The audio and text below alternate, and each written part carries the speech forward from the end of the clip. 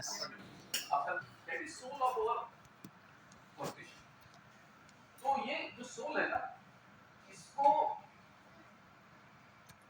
इसको हमें अपने अंदर रखना है, इसको जीना है। वो सोल जो कहता है ना, जैसे मैंने बताया कि जस्टिस कौन सी होता है, लिबर्टी, इक्वालिटी, फ्रेटर्निटी। जैसे इसने बताया कि फ्रांस में मतलब ये नहीं है, लेकिन fraternity was great.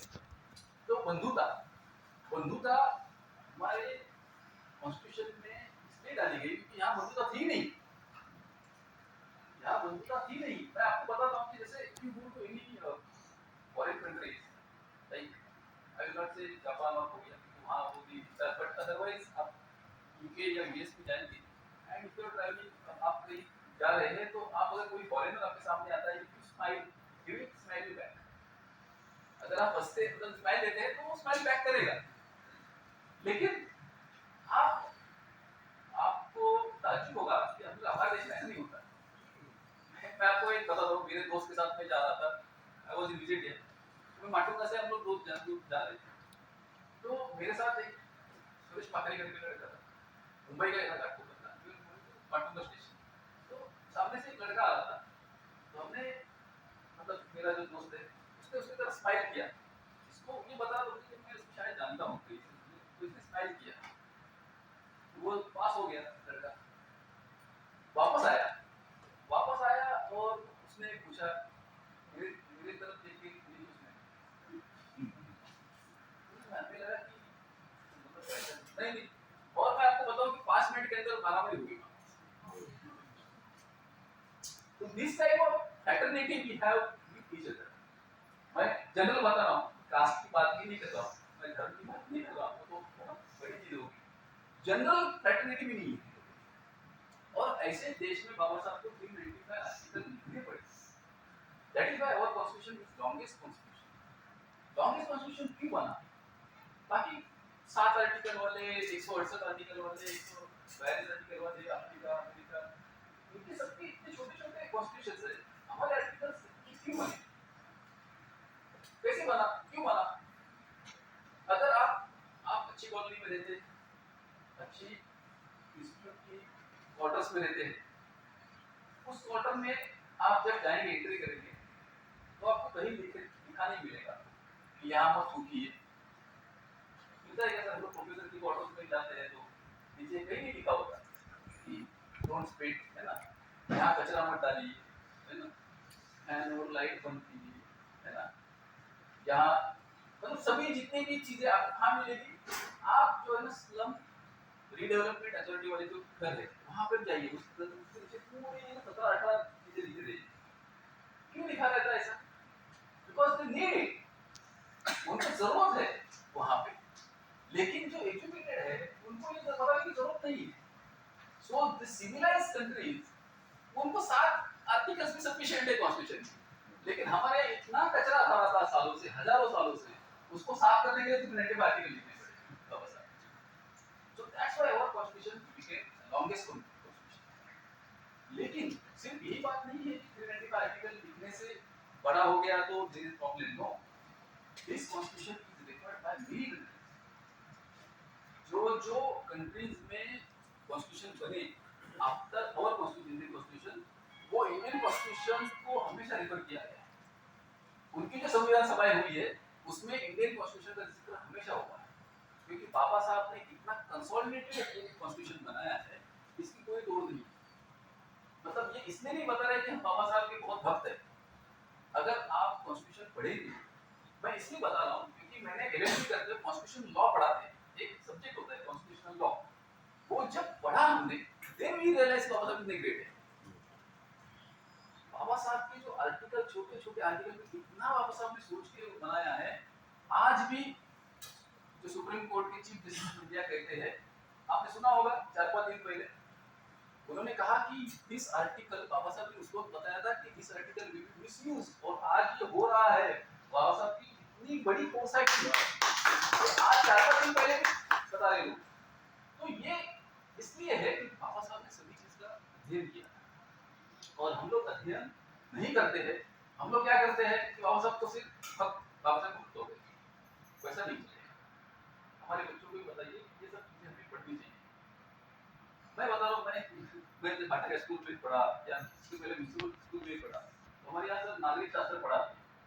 That is the bore, सबसे बोर सब्जेक्ट वही है हमारे लिए, लेकिन नागरिक शास्त्र सिविक्स सबसे बोर सब्जेक्ट हमें, और हमें पता नहीं था कि सबसे जो हमें लगने वाला यही सब्जेक्ट है। हमें वो टाइट्रेशन करके वो पीला कलर या पिंक कलर का स्कप जाता है, उसका क्या फायदा है हमारी जिंदगी में तो सिविक्स ही इम्पोर्टेंट, हमें कभी पढ़ाई नहीं है। तो आज के डेट में it is very fortunate for you people कि आज के डेट में हर यूनिवर्सिटी में, क्योंकि I was also one of the member of board of studies in Maharashtra university for 2 years, उसमें कॉन्स्टिट्यूशन जो है वो एक सब्जेक्ट आजकल लगने लगे।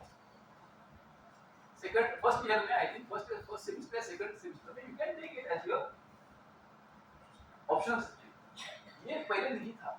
ये इसलिए जरूरी है क्योंकि आप कितने भी अच्छे इंजीनियर हो, कितने अच्छे डॉक्टर हो, अगर आपको सिविक सेंस नहीं है तो आप ग्रोथ नहीं कर सकते। जैसे इन्होंने बताया कि मैंने जो पढ़ा, जो लॉ पढ़ा, ये किसी तो मुझे कोई प्रमोशन मिलने वाला इससे नहीं पढ़ा, क्योंकि मैंने जो सर्विस ज्वाइन की है वो मेरा प्रमोशन होते ही जाएगा, उसके लिए कोई और पढ़ने की जरूरत नहीं। बट आई रेड लॉ कि हम जो लोगों में जाते हैं, लोगों की हेल्प करती है, तो हमें पता होना चाहिए कि लॉ क्या है।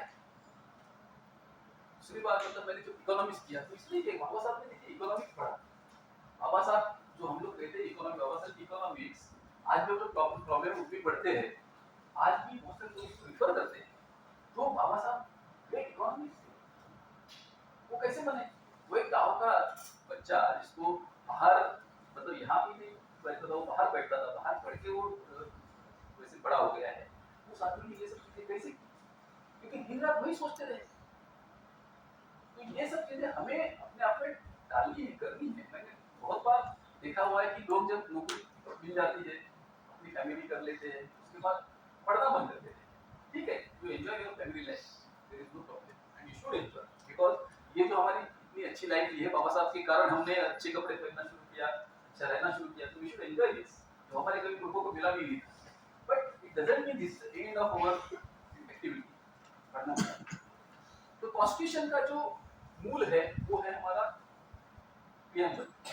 और प्रियम्बल में पहले लोग कहते थे कि preamble is not amended, amendment होती नहीं उसमें, लेकिन जब 42nd अमेंडमेंट हुई 1976 को, तो उसमें 2 शब्द डाले गए, सोशलिस्ट और सेकुलर, और लोगों को थोड़ा सा डर लगा कि अमेंडमेंट हो सकती है इन चीजों की, लेकिन वो अमेंडमेंट और बेटरमेंट उस वक्त जो सोचा गया था।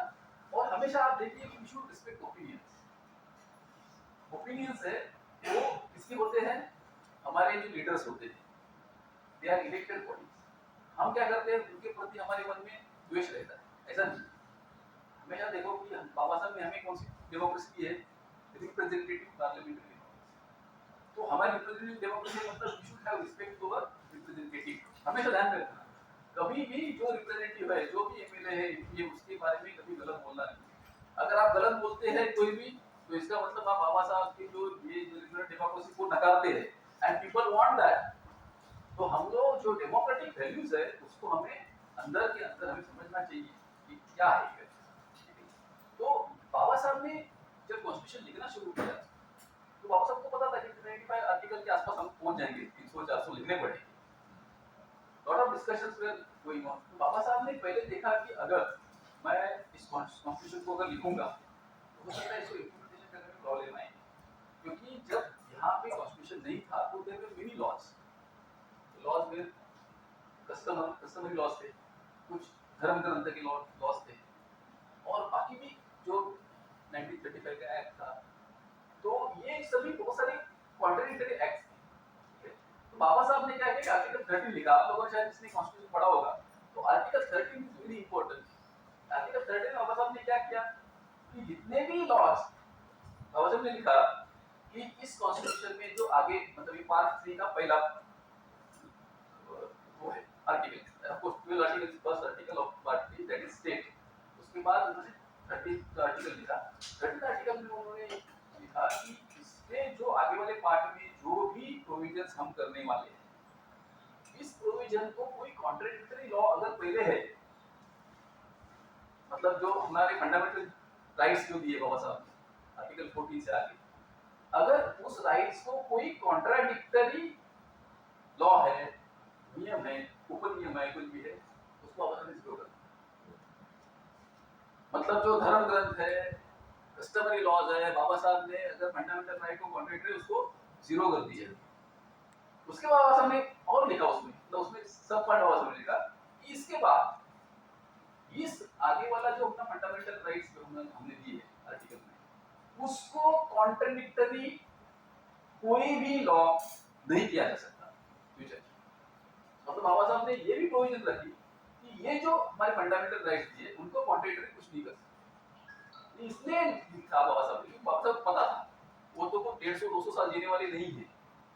अगर मैं चला गया और उनको जाना ही पड़ा तो उसके बाद ये लोग उसका गलत इस्तेमाल कर सकते हैं, इसलिए बाबा साहब ने वो आर्टिकल लिखा। That very important article. कुछ मैं छोटे-छोटे आर्टिकल आपको बता दूंगा क्योंकि मुझे आइडिया नहीं बताया था कि कुछ article they are of interest to the audience. तो बाबा साहब का चौथा आर्टिकल है, जैसे फंडामेंटल राइट्स हमारे कब शुरू होते हैं, पार्ट 3 में शुरू होते हैं। पार्ट 3 में 14वां आर्टिकल है इक्वालिटी बिफोर लॉ। ये हर जगह है, ऑल ओवर कंट्रीज में है इक्वालिटी बिफोर लॉ। तो इक्वालिटी बिफोर लॉ मतलब क्या है कि ऑल आर इक्वल, मतलब आप इक्वल है, मैं इक्वल हूं, तो लेडीज इक्वल है, बच्चे इक्वल है, एवरीबॉडी इज इक्वल।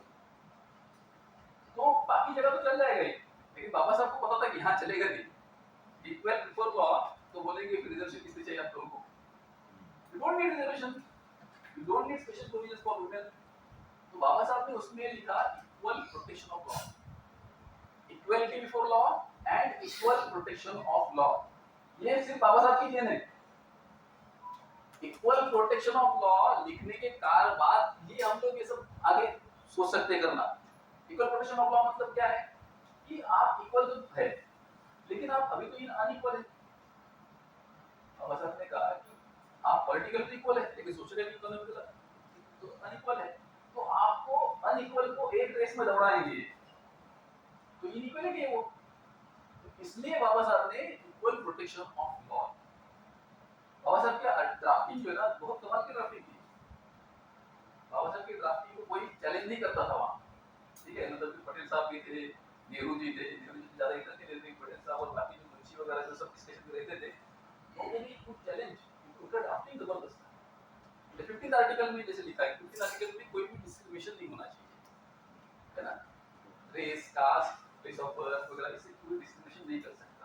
लेकिन बाबा साहब ने ये नीचे लिखा है कि इसका मतलब ये नहीं है कि स्टेट, मतलब जो कंट्री अथॉरिटी, इसका मतलब ये स्पेशल प्रोविजंस इन लोगों के लिए नहीं कर सकते। शेड्यूल कास्ट है, शेड्यूल ट्राइब है या अदर बैकवर्ड क्लासेस है, अदर मतलब अदर बैकवर्ड क्लासेस नहीं देखा, लेकिन बैकवर्ड क्लासेस है, सोशली एंड एजुकेशनली, ये लोगों को प्रोविजन नहीं कर सकते, ऐसा आर्टिकल 15 आपको रिस्ट्रिक्ट नहीं कर सकता। मतलब अदरवाइज क्या होगा कि आप कोई भी डिस्क्रिमिनेशन नहीं करेंगे, सपोज सेक्स से डिस्क्रिमिनेशन नहीं करेंगे, इसका मतलब कोई भी औरत को हम अलग से प्रोविजन नहीं दे सकते, शी इज इक्वल। बाबा साहब का ऐसा नहीं है, ये डिस्क्रिमिनेशन नहीं कर सकते डजंट मीन कि इसके लिए प्रोविजन नहीं कर सकते। तो बाबा साहब की ड्राफ्टिंग हमेशा आप देखोगे very very very very intellectual sort of. तो हम लोग अगर कॉन्स्टिट्यूशन उस तरह से देखेंगे तो हमें पता चलेगा। जैसे बाबा साहब ने ये सब चीजें ना सॉवरेन डाली थी, रिपब्लिक, डेमोक्रेटिक डाली थी, तो वेरी इंपॉर्टेंट। सॉवरेन का मतलब ये है सार्वभौम। सार्वभौम मतलब आपको, आपके ऊपर और कोई नहीं, आपको आपका जो जो भी आपको डिसाइड करना है आपके देश के लिए, आपके लोगों के लिए, और किसी पूछने की जरूरत नहीं। जो इंडिया पहले ब्रिटिश उसमें था, तो जब इंडिया जब सॉवरेन बना तो उसको किसी को पूछने की जरूरत नहीं, ठीक है। अभी आपको सॉवरेन शब्द मतलब या सार्वभौम का शब्द मतलब उतना आपको लगेगा नहीं, लेकिन जब आप कोई भी कंट्री बाहर जाती है, जैसे हम लोग अभी तो पेरिस में जाते हैं, 2015 में हमने वो कोलिशन का सिग्नेचर लिया, तो इसका मतलब हमें, हम अगर सिग्नेचर नहीं करेंगे तो हम अमेरिका हो, चाइना हो, कोई भी हमें कंपेल नहीं कर सकता, कोई भी कंपेल नहीं कर सकता। तो हमारी जो सार्वभौमिकता है वो बाबा साहब ने की थी। उसके बाद आपको डेमोक्रेटिक वैल्यूज हमारे यहाँ किसी को पता नहीं था, सिर्फ बाबा साहब ने जब पढ़ा, जब उन्होंने बुद्धिज्म पढ़ा, तब पता चला कि ये तो वैल्यूज हमारे ऑलरेडी पहले से थी, हमारे देश में पहले से ये थी, इसको बीच में बंद किया गया, ये बीच में उसको तोड़ा गया, इसको ना कुछ किया गया। एक बाबा साहब ने पढ़ा तो डेमोक्रेटिक वैल्यूज, जो रिपब्लिक वैल्यूज है वो सब पहले से थी। बुद्धिज्म में गणराज्य हम लोग कहते हैं, तो बुद्धिज्म में ये पहले चलता। तो बाबा साहब ने ये जो वैल्यूज है वो हम लोग जैसे हम कहते हैं कि मतलब we have taken it from France, but Baba Saheb ने ये कहा है कि फ्रांस में तो है, ठीक है, उन्होंने रेवोल्यूशन में फ्रांस में फ्रेंच रेवोल्यूशन हुआ and then it came out, but it doesn't mean कि वो वहीं की उत्पत्ति है, ये पहले से बुद्धिज्म में ऑलरेडी है, हमने कोई मतलब ऐसा उसको खोजा नहीं था, इसलिए हमें पता नहीं। बट बाबा साहब ने कहा है कि values are basically native values, हमारी वैल्यूज है, फ्रेटर्निटी वैल्यूज हमारी वैल्यूज। तो ये जो हमारे फंडामेंटल राइट्स है जो बाबा साहब ने हमें दिए हैं, आर्टिकल 14 से 35 तक, दीज आर वेरी इंपॉर्टेंट। और बाबा साहब ने उसमें 32 आर्टिकल जो डाला, जिसमें हम लोग we can move Supreme Court, हम लोग जब हमारे रीड डालते हैं, तो वो अगर कोई फंडामेंटल राइट हो, अगर कोई एनक्रोच करता है या कोई वायलेट करता है, तो आप सुप्रीम कोर्ट को भी जा सकते हैं। That is article 32। तो it is part of fundamental right, जो हमारा आर्टिकल 14 से 35 है। सुप्रीम कोर्ट में भी आप रीट डाल सकते हैं, सुप्रीम कोर्ट में भी रीट डाल सकते हैं अगेंस्ट आर्टिकल 226। तो दोनों है, सॉरी हाई कोर्ट में अगेंस्ट 226 डाल सकते हैं और सुप्रीम कोर्ट में 32 डाल सकते हैं। ये बाबा साहब ने इसलिए रखा है, देखिए पहले जो है हमारे आईपीसी इंडियन पिनल कोड अस्तित्व में था, जब कॉन्स्टिट्यूशन नया था तो भी अस्तित्व में था, लेकिन उसको किसी ऐसे राइट से ऐसे किसी जोड़ा नहीं था। आपने अब जो पुराने लोग हैं, शायद आप पारधी कम्युनिटी को जानते होंगे, पारधी कम्युनिटी कोई भी गांव में चोरी हो जाती थी तो पारधी कम्युनिटी वाले को उठा लेते थे, ठीक है, और उसको डाल देते थे 15 दिन, बिकॉज़ प्रिज्यूम कि वो वैसे ही करने वाले हैं, तो उनका वो फंडामेंटल राइट, उनका कोई वो कुछ देता नहीं।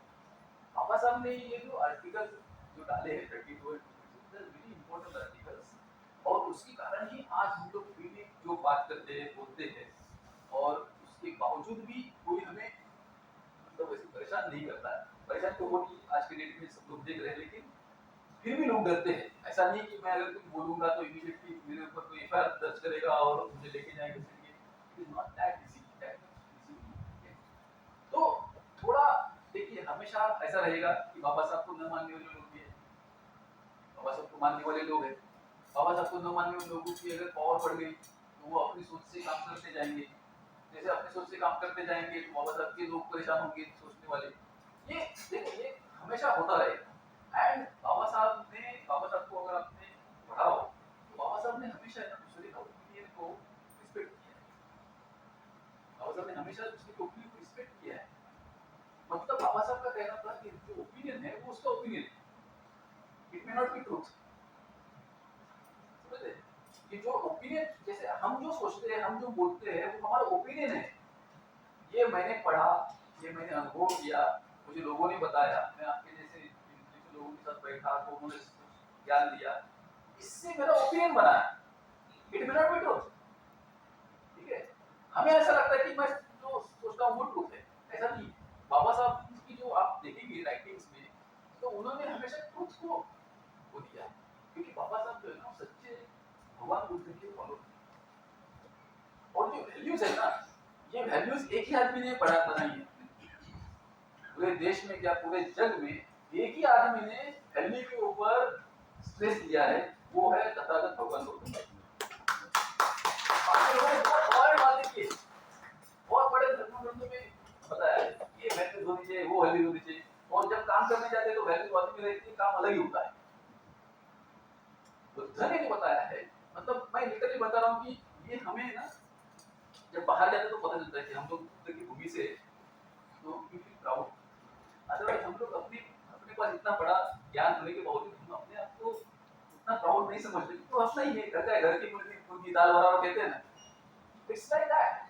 तो बुद्ध, मैं बता रहा हूँ आपको एक किस्सा बताता हूँ।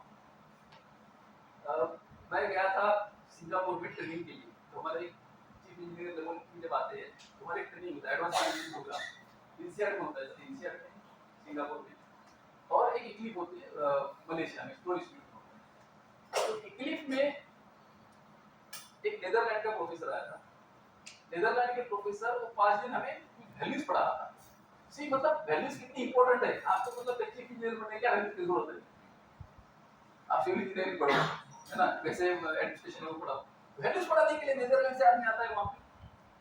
तो उसने एक किस्सा बताया, एक 2 मिनट में आपको बताता हूँ। तो एक हमें ऐसे हम लोग बैठे 30 लोग, तो 30 लोगों को उन्होंने क्वेश्चन दिया कि मैं और मेरा एक friend, we are travelling by car, हम लोग कार से जा रहे हैं, और सामने से साइकिल वाला आया और मेरे दोस्त जो ड्राइविंग सीट पे था उसने उड़ा दिया एंड ही डाइड। ठीक है, वो नहीं, वो सच में नहीं है, वो किस्सा बता रहा है। ठीक है, एक क्वेश्चन दिया। अब वो केस कोर्ट में आई है। मेरा जो दोस्त है वो ड्राइविंग सीट पे था, उसके 2 बच्चे हैं छोटे छोटे, बीवी है and she is not earning. ठीक है, आप विटनेस है, अकेले विटनेस है, आप अगर बता दे कोर्ट में जज को कि किसी ने ही उड़ाया है तो ही विल बी जेल, और उसकी बीवी और बच्चे ये हो जाए, ठीक है, उनकी पढ़ाई नहीं होगी। आपने अगर ये बताया, बाकी अगर कोई विटनेस नहीं दुनिया में, अगर आपने ये बताया यस वाज नॉट देयर, इसने नहीं उड़ाया, ठीक है, तो ये बच जाएगा, कोई भी केस को। तो हम 30 बच्चे थे, 30 बच्चे कुछ बुरे ही थे हम लोग। तो 30 लोगों को उन्होंने कहा कि क्या what will be your answer. तो एज यूजुअल हम लोगों ने क्या होता है कि मतलब ह्यूमैनिटी ग्राउंड, मेरा दोस्त है, अगर मैं बताऊंगा कि इसने उड़ाया तो उसकी बीवी बच्चे हो जाएंगे, और कोई नहीं होता, क्या आपको वैसे तो मर गया वो आदमी, उसको कुछ मिलने वाला है नहीं, ना वो जिंदा हो सकता है। तो 27 लोगों ने बताया कि हम बताएंगे कि ये हमारे दोस्त ने नहीं एक्सप्लेन किया, और 3 लोगों ने बताया कि हम बताएंगे। तो इसके बाद क्लास डिसॉल्व हो गई हमारी। हमने पूछा कि सर आपने पूछा क्यों हमें? नहीं, बोला कि it is part of my research. बोल रहा था कि मैं आता हूँ तो मैं अलग अलग वर्ल्ड में जाता हूँ और अलग अलग इंस्टीट्यूट में ये मैं पढ़ाता हूँ, तो मैं इसे रिस्पॉन्स देता हूँ कि व्हाट इज द रिस्पॉन्स। तो मैं देखता हूँ कि एशियन कंट्रीज के जो लोग हैं, एशियन के कंट्रीज के जो लोग हैं, वो मुझे ऐसा ही एग्जाम्पल वो बता देते हैं कि 27 या 30 में 27, 30 में 25 या 50 में 45 लोग, ये बता दें कि हम उसको बचाएंगे। सिर्फ मैं जब यूरोप कंट्रीज में जाता हूँ तो उसमें एक ही आदमी होता है ऐसा बताने वाला कि मैं मेरे दोस्त को बचाऊंगा। इसमें 29 लोग बताते हैं कि नहीं उसने उड़ाया ना, हम उड़ाया तो नहीं। दैट इज वैल्यू, वो वैल्यू है, सच, ट्रुथ। हम लोग क्या करते हैं, ट्रुथ को बाजू में रख देते हैं और अपने हिसाब से उसको तोड़ मरोड़ कर हम लोग झूठ को बताते हैं। ये हमें यहाँ के कल्चर ने सिखाया है। अश्वत्थामा मर गया, सिखाया ना कि अगर झूठ किसी के भले के लिए हो तो बोलो, समथिंग लाइक। तो झूठ के लिए तो आदमी हम बचपन से सिखाया जाता है कि झूठ बोलो, लेकिन बुद्ध ने कहा कि नहीं, सच वो सच ही होता है, सत्य ये सत्य होता है। तो ये जो वैल्यूज है ये हमें कभी सिखाई नहीं जाती। ये वैल्यूज कॉन्स्टिट्यूशन, ये जो वैल्यूज तुम बता रहे ऋषिकेश, ये वैल्यूज कॉन्स्टिट्यूशन में है, ये हमें जीनी है, अपने अंदर जीनी। जब हम घर में जाते हैं तो क्या करते हैं, खाना ले जाओ, हम इक्वलिटी उस वक्त हमारे दिमाग में होती है क्या? ठीक है, मुझे खाना नहीं बनाने आता लेकिन भैंस को काटने आता है, बर्तन को धोने आते हैं, बट हम लोग वो जो वैल्यूज है वो हर जगह नहीं इम्प्लीमेंट करते। मैं इसलिए कहता हूँ it should not remain in books, है ना, इट शुड कम आउट, तभी होगा। मैं बता रहा हूँ ये जो हम लोग सोचते हैं कि वैल्यूज की वेरी डिफिकल्ट, भगवान बुद्ध का जो धर्म है वो सिंपल लिखा हुआ है, पंचशीलम ने मिल जाए, बहुत सिंपल है, झूठ नहीं बोलना। लेकिन मैं सवेरे सर का फोन आया, अरे कामले वो तुम्हारा कब हो जाएगा, हिम्मत को उदयपुर का काम परसों हो जाएगा क्या, कहाँ से हो जाएगा मुझे पता ही नहीं होगा। सवेरे से मैं झूठ बोलना शुरू कर देता हूँ। हमारी भूमि कैसी है, अगर मैं उनको बोलूंगा नहीं सर वो सर तो 7 दिन तक नहीं होगा तो वो डांट पड़ेगी, डांट सुनने के लिए तैयार नहीं हूँ मैं। तो हमारी भूमि कैसी है आप समझ लो। मैं ये नहीं कहता कि हम लोग गलत है, लेकिन हमें वैल्यूज को अपने आप में डालने के समय लगेगा। हमारे जो बच्चे कम से कम वो करें। हम देखिए कि जैसे why this constitution day should be celebrated only by Buddhist, कोई जरूरत है? ये पॉकेट्स किसने बनाए, ये जो धम्म है धम्म है किसने बनाया, हमने बनाया। लेकिन वो हम लोग उसको पॉकेट को स्ट्रेंथन करते जाते हैं।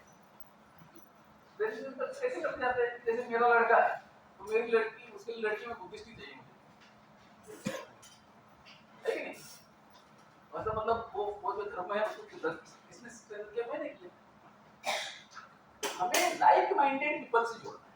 लाइक माइंडेड में कास्ट मत देखो, धर्म मत देखो, तभी हम लोग क्लासलेस सोसाइटी बना सकते हैं।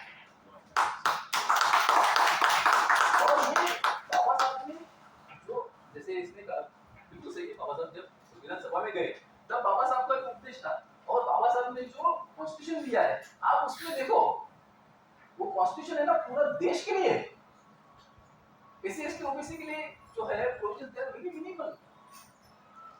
मिनिमल मतलब उन्होंने करके रखा है, दे मेड अस इक्वल, लेकिन उन्होंने जो देश का सोचा है पूरा। हम लोग क्या आर्टिकल देखते हैं, छोटे मोटे आर्टिकल, 330 आर्टिकल से 300 मतलब 340 342 जो ओबीसी के लिए जो 340 आर्टिकल हम लोग कहते हैं कि president has the power to nominate committee something like that. 341 is for schedule caste, 342 is for schedule caste. Baba Saheb का देखो, बाबा साहब ने पहला आर्टिकल कौन सा लिखा, ओबीसी के लिए लिखा 340, उसके बाद शेड्यूल कास्ट आया, उसके बाद शेड्यूल ट्राइब आया। ओबीसी वालों को पता ही नहीं बेचारे हमारे लोगों को कि एक्चुअली जो है बाबा साहब ने देश का पहले सोचा है। तो जैसे 330 में आर्टिकल में 332 में आर्टिकल 330 में आपका जो पार्लियामेंट में जो रिजर्वेशन है, 332 में आपके जो स्टेट में जो रिजर्वेशन है, भारत में आपकी पॉलिटिकल रिजर्वेशन, ठीक है। बाकी 335 में तो बाबा साहब ने जो फंडामेंटल राइट में कहां लिखा है, फंडामेंटल राइट में जो आपको आता है आर्टिकल 15 डिस्क्रिमिनेशन वाला जो आर्टिकल है उसमें बाबा साहब ने लिखा हुआ है कि इसका मतलब डिस्क्रिमिनेशन नहीं करना, इसका मतलब ऐसा नहीं है, वो एजुकेशन के लिए एजुकेशन इंस्टीट्यूशन में इनको आप प्रोविजन कर सकते हैं, ऐसा बाबा साहब ने लिखा, ठीक है। बाबा साहब ने जो directive principle of state policy में भी लिखा है आर्टिकल 46 में कि state can take interest safeguard the interest of scheduled caste and scheduled tribes for economic and education। तो बाबा साहब ने, आप ऐसा सोचिए कि बाबा साहब ने दिया हमारा संविधान, बाबा साहब ने हमारे लिए लिखा है, बहुत कम आर्टिकल्स बाबा साहब ने सिर्फ इसके लिए लिखे, उन्होंने इक्वल बना दिया हमें, ठीक है। लेकिन प्रॉब्लम क्या हुई कि हम जो इनइक्वालिटी है उसको कम नहीं कर पाए। हम लोग इनइक्वालिटी को है ना हमेशा पकड़ के रखे। मैं बताता हूँ, बाबा साहब ने जो 26 नवंबर को, मतलब उसके उनके जो भाषण 25 नवंबर को हुआ था 1949 को, उसमें बाबा साहब ने क्लियर कट हमें बताया